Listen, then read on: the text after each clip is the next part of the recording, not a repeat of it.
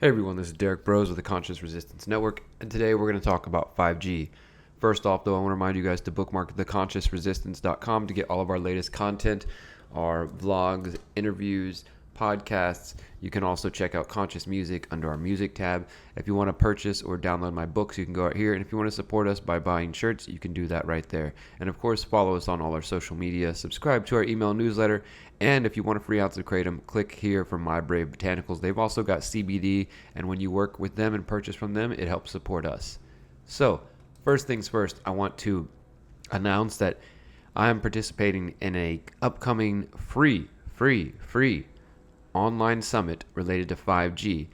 It is called the 5G Wireless Crisis Awareness and Accountability Summit, which is online from August 26th to September 1st. It will be a week-long online event featuring myself and many other awesome people talking about what 5G is, the science behind the dangers of 5G and EMF, talking about dirty electricity and wireless radiation, the link between 5G, AI, and surveillance, how groups and individuals are opposing 5G, how you can take individual actions, and much more. And if you want to get involved, please visit our website, check the first post right there, click this link here. This link goes to the homepage, and you can find out more about this. You can register, you can watch this little short promotional video, and you can see all the different people. Dr. Deborah Davis, who we're going to talk about in a moment, Robert F. Kennedy, Josh Del Sol with the Empower movement, and there's just lots of good people. Let me see who else I can pull up here. Some of the experts: Jerry Day, Smart Meters, Sire G, Kevin Modis. Some of these names you may know, some of them you might not know, but they're all very well informed in their particular areas. There may be a couple of people that I disagree with on certain things, but we got Dr. Martin Paul, who you guys have heard me interview on this channel before. Patrick Wood, he's very well known. Theodoro Scarato, who we've also interviewed on this channel. Former state senator Patrick Colbeck, I believe former, he might be current, up in Michigan, who helped fight and push back against 5G up there. Ty and Charlene Bollinger from The Truth About Cancer. Myself, talking about building local community to resist 5G. Dana Ashley, some of y'all may know her. James Corbett, of course. Ronald Melnick, this was the doctor who was involved in the 10-year National Toxicology Program study, the $30 million study that found that 2G and 3G are linked to tumors. Paul Sales, Sharon Goldberg, Dr. Sharon Goldberg, she's been very outspoken, speaking at congressional hearings as well about the dangers of 5G. Max Egan, and these other folks, all right? So you check that all out. You can learn more about it. You can just see what's going on. The whole thing is free. You know, if you want to get these ebooks, then I think there might be a charge. If you want to actually download or purchase the videos, then I think that costs. But to register right here is completely, totally free. And again, it'll be August 26th to September 1st. So I just want to let you guys know that, because we're focused on solutions, and I want you to get the solutions that are possible. So, about a month or two ago, just over 2 months ago, back in May, I covered this story. Worried about 5G? You might be a Russian agent. And it is basically how the New York Times put out this article called "Your 5G phone won't hurt you, but Russia wants you to think otherwise." And, just total garbage about, this push towards making people feel like if they question 5G or question certain things, then they must be propagandists, or they bought into propaganda. They're not smart enough. We also seen this where the Russians apparently are wanting people to be anti-GMO, and that Russians are pushing the anti-GMO and the Fed movement. It's not legitimate. It's not organic. It's just the Russians, right? So the New York Times ran that crappy piece a couple months ago, and in response to that, Dr. Deborah Davis wrote this one, 5G, the Unreported Global Threat, just responding to the claims made by William J. Broad, author of the Times' unusually placed opinion piece, who is an award-winning investigative journalist known for searching studies of complex technical issues, including matters of space exploration and national intelligence. By relegating concerns about 5G to a Russian ploy, he misses altogether the fact that the purportedly independent international authorities on which he relies that declare 5G to be safe are an exclusive club of industry-loyal scientists. So again, I absolutely recommend you reading this article from her. That was a response to the first New York Times hit piece back in May. But now we have a second New York Times hit piece, and I believe it's by the same guy again. Yep, William J. Broad, just published about a week ago.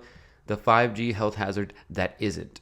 How one scientist and his inaccurate chart led to unwarranted fears of wireless technology. And you see, it's funny. They're trying to trace everything back to Bill P. Curry, this scientist, consultant, and physicist in the Broward County Public Schools, who the district asked to study wireless networks. And, I'll let you read the work, but basically they're saying that him and his graph can be, are the source for everybody's concerns, and how him making this graph led all kinds of other people to suspect that 5G was dangerous when it's not actually dangerous. And they do a good job here of showing the radio wave and the spectrum. The airport scanners, body scanners right here. Remember, people were concerned about that.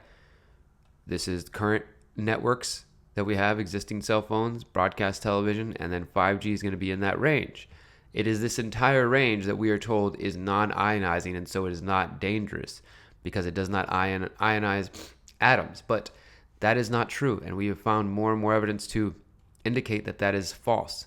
I do recommend reading this New York Times hit piece. Think for yourself, see what you think. But again, ultimately, they're pinning everything on, last time it was, the Russians are trying to get everybody to be afraid. And here you can see, of course, echoes of his reports fed Russian news sites looking for misinformation about 5G technology. Let's see how many times they mention Russia.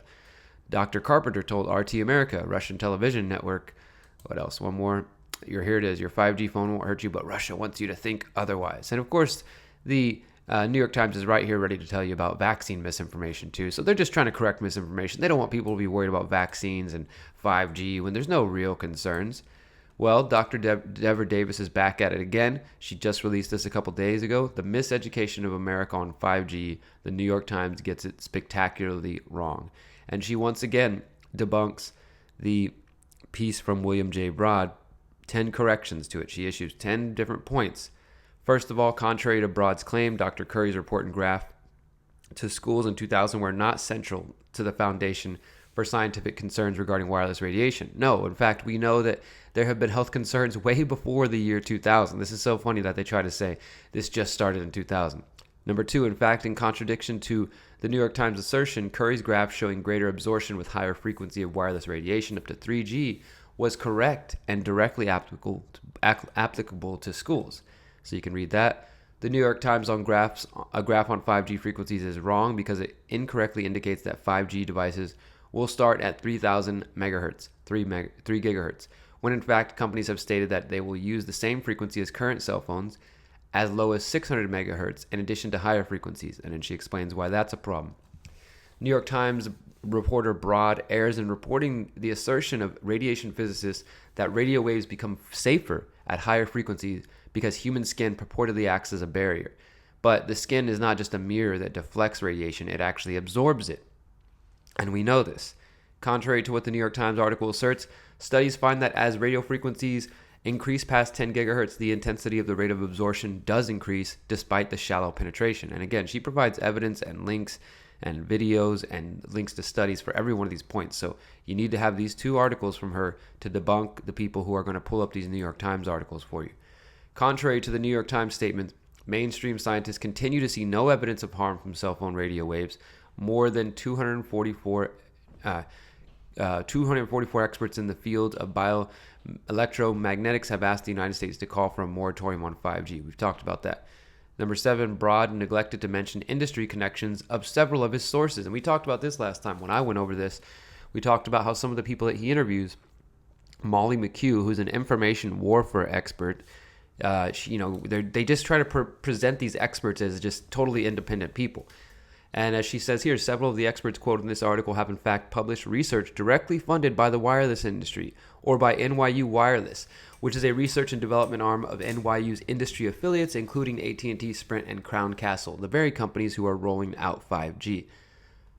Broad cites the lack of marked uptick in brain cancers as rates of proof of RF safety. This misunderstands the long latencies for brain cancer and also fails to consider that several other cancers plausibly tied with cell phone use are increasing in young adults. Number 9, Broad's article fails to report on a number of major policy efforts to restrict 5G due to concerns about the lack of safety data, including the following developments. And she goes in there to list those. Again, I recommend you check everything here including, as I reported, that the state of Louisiana has passed H.R. 145 requesting authorities to study the environmental and health effects of 5G. And finally, Broad refuses to correct the inaccuracies of his articles, and the Times persists in demeaning critics and concerned citizens. So yeah, they're just, really trying to attack people here. And I think it's, if you want to go let this guy know, William J. Broad, let him know how you feel if you're on Twitter. He's right there on Twitter. I think you should go address him. Again, read these articles. Read these 2 articles from Dr. Deborah Davis of the Environmental Health Trust. That's what it was. The Environmental Health Trust. This one just came out last week, The Miseducation of America on 5G. The New York Times gets it spectacularly wrong.